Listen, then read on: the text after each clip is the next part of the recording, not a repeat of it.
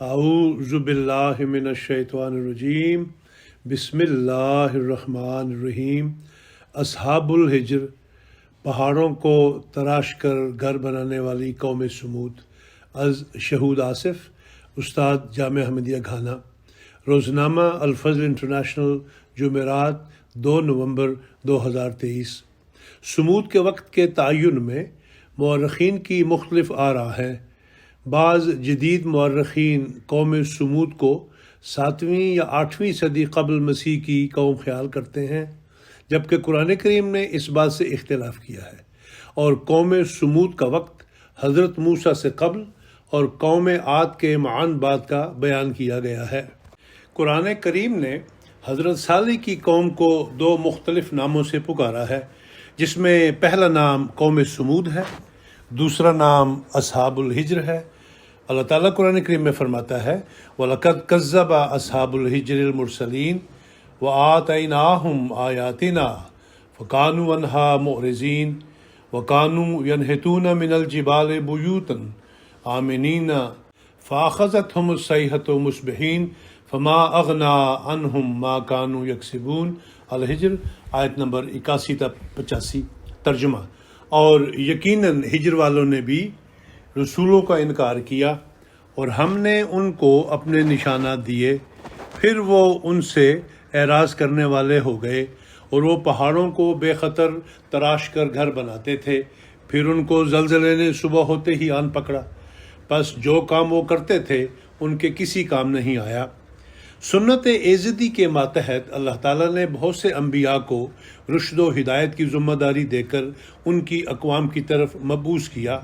ان میں سے ایک حضرت صالح علیہ السلام بھی تھے، جو تقریباً 2000 سال قبل مسیح قوم سمود کی طرف بھیجے گئے تھے۔ قرآن کریم نے قوم سمود کو اصحاب الحجر کے نام سے بھی موسوم کیا ہے۔ حضرت صالح کی قوم عرب کے شمال مغربی حصہ میں آباد تھی، جسے موجودہ وقت میں بھی مدائن صالح کے نام سے ہی یاد کیا جاتا ہے۔ قرآن کریم کے مطابق اس قوم کی اہم خصوصیت یہ تھی کہ یہ پہاڑوں کو تراش کر گھر بناتے تھے اور اپنے اس فن تعمیر پر بہت اتراتے تھے۔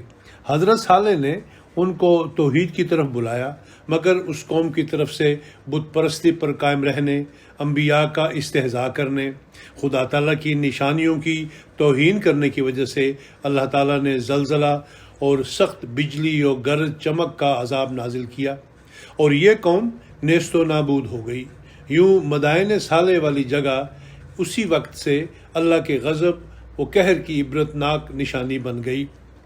موجودہ خد و خال: موجودہ دور میں مدائن صالح سعودی عرب کے انتظامی خطہ مدینہ میں العلا میں واقع ہے، جو کہ ظہور اسلام سے قبل کا ایک انسانی معاشرہ اور تہذیب ہے۔ اس قدیم شہر کی اکثر باقیات سلطنت نباتین سے تعلق رکھتی ہے۔ یہ جگہ سلطنت کی جنوبی طرف اور پترا، عربی میں البترا، جو کہ دارالحکومت تھا، کے بعد سب سے بڑی ہے۔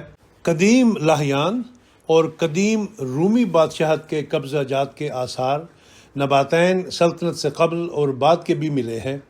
یاقوت الحموی زیر لفظ وادی القرا کے متعلق درج کرتے ہیں، عاد عرب جنوبی و مشرقی کے جو سواحل خلیج فارس کے ساتھ ساتھ عراق تک وسیع ہے کے مالک تھے۔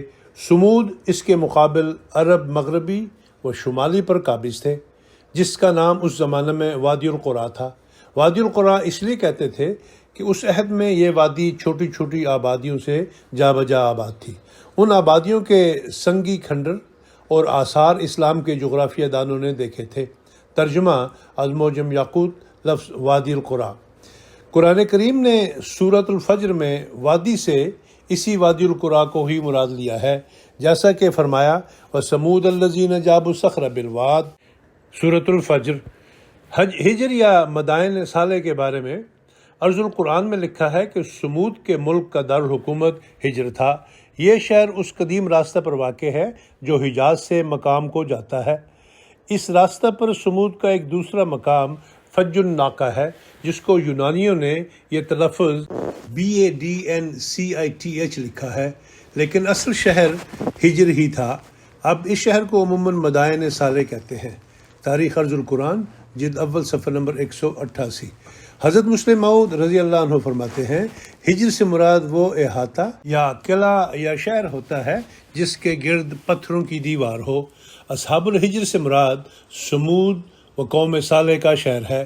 اسے ہجر اس لیے کہتے ہیں کہ مضبوط فصیلوں کا شہر تھا، اور جیسا کہ اگلی آیات سے ظاہر ہے پتھروں سے اس کی تعمیر میں بہت کام لیا گیا تھا۔ تفسیر کبیر جلد 4 صفحہ نمبر 103۔ سورہ ہود کی تفسیر میں قوم سمود کی تاریخ کا ذکر کرتے ہوئے حضرت مسلم موعود فرماتے ہیں سمود کا ذکر یونانی تاریخوں میں بھی آتا ہے، اور ان میں مسیح کے زمانہ کے قریب ان کا ذکر ہے، اور انہوں نے سمود کا مقام ہجر بتایا ہے جسے وہ اپنے رسم الخط میں اگرا کر لکھتے ہیں، اور سمود کا نام ان کے جغرافیوں میں سمود دینی آتا ہے، اور ہجر کے پاس وہ ایک جگہ کا ذکر کرتے ہیں جسے عرب ان کے بیان کے مطابق فج الناقہ کہتے تھے۔ بطلمس جو 140 سال قبل مسیح ہوا ہے وہ لکھتا ہے کہ ہجر کے پاس ایک جگہ ہے جس کا نام بدانتا ہے۔ فتوح الشام کا مصنف ابو اسماعیل لکھتا ہے ان سمودا مالا الارض بین بصرہ و عدن فلعلها كانت فی طریق ہجرتها نحو الشمال، کہ سمود قوم بصرہ جو شام کا ایک شہر ہے سے لے کر عدن تک پھیلی ہوئی تھی، اور وہیں اس کی حکومت تھی۔ شاید کہ وہ اس وقت جنوب سے شمال کی طرف ہجرت کر رہے تھے، یعنی حمیر اور سبا کی طاقت کے زمانہ میں جب ان کو ہجرت کرنی پڑی تو اس وقت ایسا ہوا۔ ان دونوں قبیلوں کی حکومت نے یمن میں طاقت پکڑی تھی، اور سمود کی حکومت احقاف کے جنوب میں تھی۔ انہوں نے جب ان کو نکالا تو یہ اوپر کی طرف نکلنے شروع ہوئے، پہلے حجاز، پھر تہامہ، اور پھر ہجر میں چلے گئے۔ تمدن عرب والا کہتا ہے کہ ولا یخرج الحکم فی ذالک من التخمین، یعنی یہ قیاسی بات ہے۔ در حقیقت عربوں کا خیال ہے کہ سمود بھی عاد کی ایک شاخ ہے، اور انہی کی طرح یہ یمن میں رہتی تھی۔ جب حمیر کی حکومت ہوئی تو انہوں نے ان کو حجاز کی طرف نکال دیا، لیکن اس کی تصدیق اب تک کسی دلیل سے نہیں ہوئی، کیونکہ اس قوم کے آثار اب تک جنوب میں نہیں ملے۔ ہجر کو پرانے زمانہ سے مدائن صالح بھی کہتے ہیں، اور اس کے آثار سے معلوم ہوتا ہے کہ مسیح کے زمانہ سے پہلے یہ نبطیوں کے ماتحت آ چکا تھا، جنہیں انباط بھی کہتے ہیں۔ یہ لوگ بترا کے رہنے والے تھے، جسے یونانی لوگ پیٹرا کہتے ہیں۔ چنانچہ اس جگہ کئی کتبے نبطی زبان کے ملے ہیں، لیکن ان نبطی کتبوں کے ساتھ ساتھ بعض کتبے یمنی زبان میں بھی ملے ہیں۔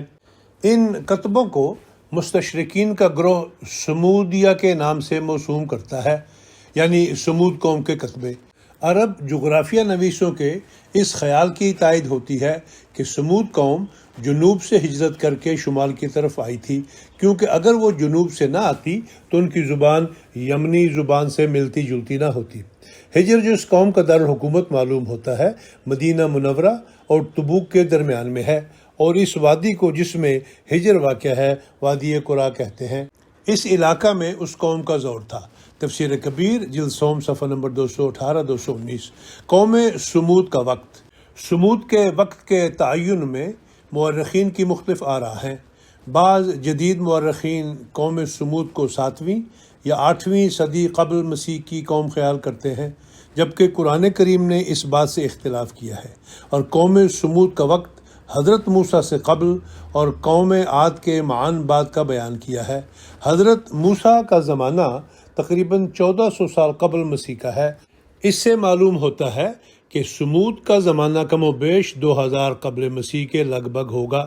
جن آثار کو بنیاد بنا کر جدید محققین سمود کا وقت 7ویں یا 8ویں قبل مسیح بیان کرتے ہیں، غالباً یہ آثار ان اقوام یا قبائل کے ہیں جو سمود کے بعد اس جگہ پر آباد ہوئے۔ حضرت مسلم موعود رضی اللہ عنہ اس ضمن میں بیان فرماتے ہیں قرآن کریم میں اس قوم کا زمانہ عاد کے معاً بعد بتایا ہے، کیونکہ فرماتا ہے وَاذْكُرُوا إِذْ جَعَلَكُمْ خُلَفَاءَ مِن بَعْدِ عَاد، سورہ اعراف آیت نمبر 75۔ یاد کرو جب خدا نے تم کو عاد کا جانشین بنایا۔ اسی طرح حضرت موسیٰ کی تائید میں جو ایک مومن آدمی فرعون کی مجلس میں بولا تھا، اس کی زبان سے قول نقل کیا ہے۔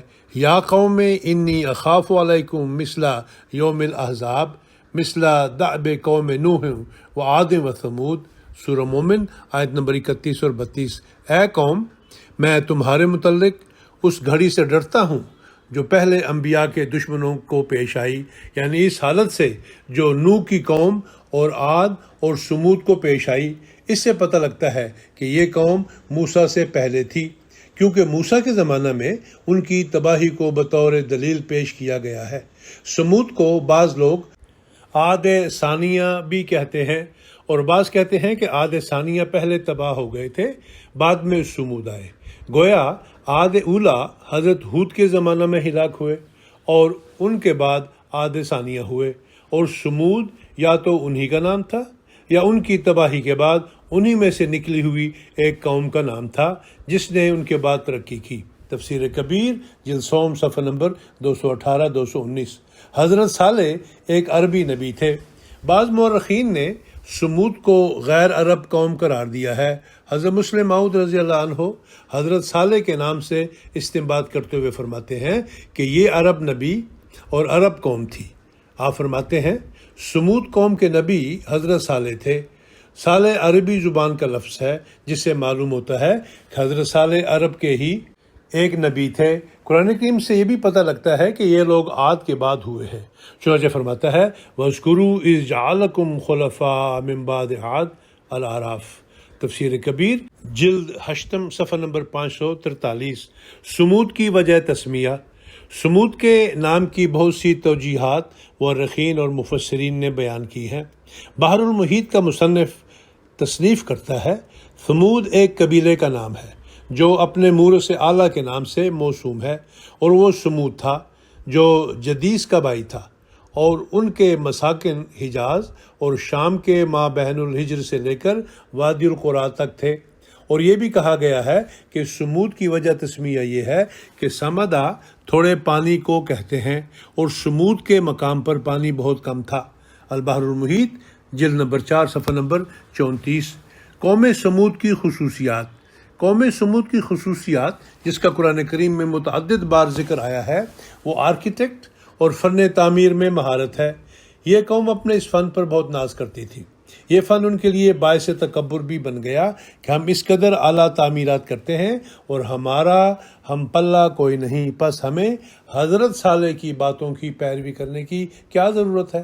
جب خدا تعالیٰ کا عذاب ان پر آیا تو کوئی دنیاوی عمارت اور مضبوط پناہ گاہ بھی ان کو عذاب سے نہ بچا سکی۔ رسول اللہ صلی اللہ علیہ وسلم کی طرف سے قوم سمود کے مقام پر کھانے سے منع کرنے کا حکم۔ رسول کریم صلی اللہ علیہ وسلم جب غزوہ تبوک پر جا رہے تھے اور ہزاروں صحابہ آپ کے ساتھ تھے، چلتے چلتے راستہ میں ہجر شہر آیا اور وہاں تھوڑی دیر کے لیے آپ نے پڑاؤ کیا۔ صحابہ نے دیکھا تو انہوں نے اپنے آٹے نکالے اور گوندھ کر کھانا پکانے لگ گئے۔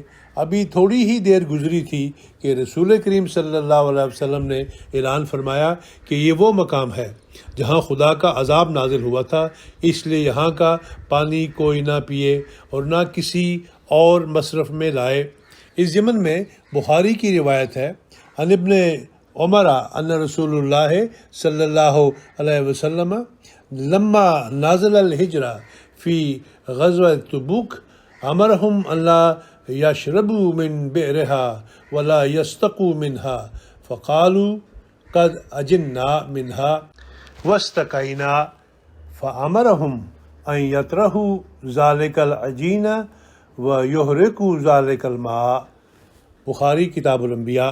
یعنی حضرت صلی اللہ علیہ وسلم غزوہ تبوک کو جاتے ہوئے ہجر مقام پر اترے تو آپ نے صحابہ کو حکم دے دیا کہ نہ تو وہاں کے کنوؤں کا پانی خود پئیں اور نہ پینے کے لیے ساتھ لیں۔ تو لوگوں نے حضرت صلی اللہ علیہ وسلم سے عرض کیا کہ ہم نے تو اس پانی سے آٹے گوندھ لیے ہیں اور پانی بھی لے لیا ہے۔ تو حضرت صلی اللہ علیہ وسلم نے گوندھے ہوئے آٹے کو پھکوانے اور جمع شدہ پانی کو گرانے کا حکم دے دیا۔ اس سے معلوم ہوتا ہے کہ جب بھی عذاب الہی کا ذکر ہو تو استغفار کرنا چاہیے اور ان تمام جگہوں سے بھی اجتناب کرنا چاہیے جہاں پر خدا کا عذاب نازل ہوا تھا۔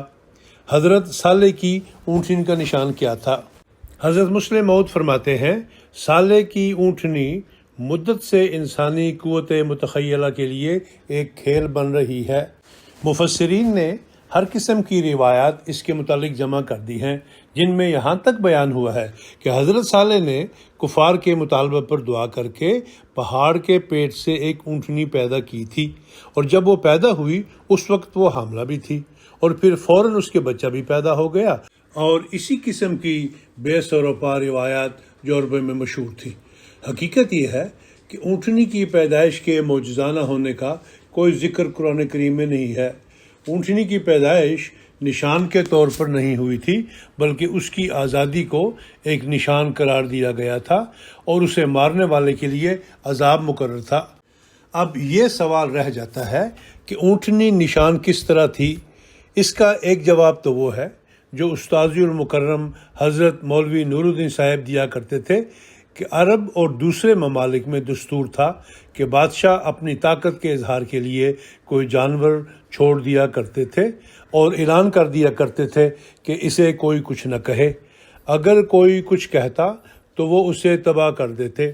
اسی طرح کی نقل میں حضرت صالح نے اپنی اونٹنی کو اللہ تعالیٰ کے حکم سے نشان مقرر کیا کہ تمہاری دیرینہ رسم کے مطابق اس اونٹنی کو بھی نشان مقرر کیا جاتا ہے، اگر تم اسے دکھ دو گے تو وہ الہی گورنمنٹ کا مقابلہ سمجھا جائے گا اور تم عذاب میں مبتلا کیے جاؤ گے۔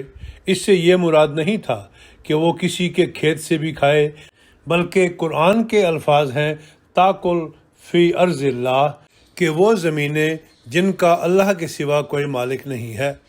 پھر حضرت مسلم موعود نے حضرت صالح کی اونٹنی کی مثال کے مزید دو مختلف معانی بیان فرمائے۔ آپ نے فرمایا، میرے نزدیک اس نشان کا یہ مفہوم بھی ہو سکتا ہے کہ کسی دیرینہ رسم کی طرف اشارہ نہ ہو، بلکہ حضرت صالح کا یہ مطلب ہو کہ تبلیغ کے لیے مجھے ادھر ادھر پھرنے دو اور اس میں روک نہ ڈالو، اور یا خدا کی زمین میں چرنے دو، کہ یہ معنی ہوں کہ ضروریات دینی کے پورا کرنے کے لیے جو میں مختلف علاقوں میں پھروں تو اس میں روک نہ ڈالو۔ اور یہ مجاز مختلف زبانوں میں استعمال ہوتا ہے، اور مراد سوار کا روکنا ہوتا ہے، حالانکہ روکا سواری کو جاتا ہے۔